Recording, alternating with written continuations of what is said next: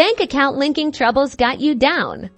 This video will quickly show you how to fix the frustrating problem of PayPal not letting you choose the Chase bank accounts you actually want to link. First, log into your PayPal account on the main dashboard. Look for the Wallet section. This is where you manage your payment methods. Click on Wallet.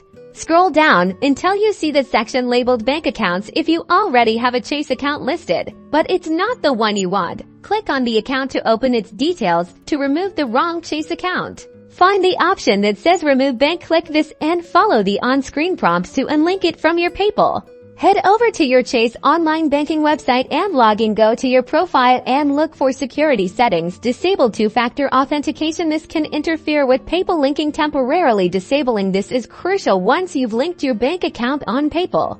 You can renable it. If you are unable to disable, contact Chase Bank so they can walk you through it. Now, go back to PayPal and return to the Wallet section. In the Bank Account section, click Link a Bank Account. Choose Chase from the list of banks. Follow the automated prompts. PayPal will use this secure link to verify your account.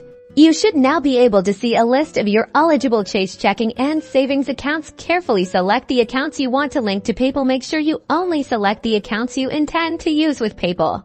Review your selections and click Agree and Link. PayPal may ask you to confirm a small test deposit in your Chase account within a few days. Once confirmed, your problem should be solved, and you'll be set to make bank transfers safely and securely through PayPal.